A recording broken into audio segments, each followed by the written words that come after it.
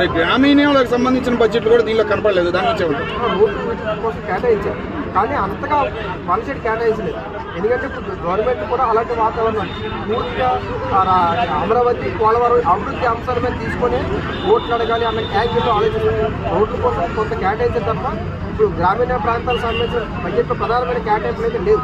మీకు అందుకని రాష్ట్ర ప్రభుత్వం బేస్ మీదే, రాష్ట్ర ప్రభుత్వం ఆదాయం మీదే అమరావతి పోలవరం ఈ రెండు పూర్తి చేయాలంటే అంత ప్రాక్టికల్గా అంత ఈజీ కాదు. ఇప్పుడు మనకి అమరావతి కూడా గెజిట్ నోటిఫికేషన్ సెంట్రల్ గవర్నమెంట్ ఇవ్వలేదు.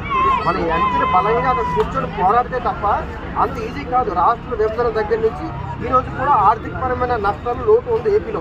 మన ఎంపీలు అప్పుడు ఆ వైసీపీ పార్టీ ఉన్నా వీళ్ళున్నా సరే బలంగా పోరాడితేనే లేదంటే ఈ రాష్ట్రం కోసం కేటాయించిన బడ్జెట్ మొత్తం కూడా పోలవరానికి అమరావతికి వీటికి కేటాయిస్తే మరి పోలవరం కేంద్ర జాతీయ ప్రాజెక్టే కదా, కేంద్రం సహకరించాలి కదా.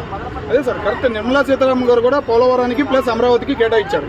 మరి వీళ్ళు కూడా దానికే కేటాయించడం వల్ల లాభం ఏమన్నా అంటారా? అంటే చాలా రాజు అనేది ఈ రోజుతో ఈ బడ్జెట్లోనో లేదా ఒక సంవత్సరం 2 సంవత్సరాలు అయిపోయింది. ఇలాంటి అభివృద్ధి చెందిన హైదరాబాద్లోనే మెయిన్ కాలనీస్ ఒక 15 నుంచి 20 సంవత్సరాలు పడుతుంది. ఒక కాలనీ వెంచర్ వేస్తే మెయిన్ సిటీ అభివృద్ధి చెందిన ఈ హైదరాబాద్ నగరంలోనే ఒక క్వాలిటీ డెవలప్ అవ్వాలంటే 15 నుంచి 20 సంవత్సరాలు పడుతుంది. అలాంటిది అమరావతి అభివృద్ధి చెందాలంటే వెంటనే అంటే అంత ప్రాక్టికల్గా అంత ఈజీ కాదు. కాబట్టి చాలా ఆర్థికపరంగా చాలా కావాలి. ఆ రోజు రాష్ట్ర విభజన టైంలో చంద్రబాబు ఒక మాట చెప్పారు, 1,00,000 కోట్లు కావాలి కాంగ్రెస్ గవర్నమెంట్ ఇస్తుందని. అప్పుడు చాలా మంది నవ్వారు.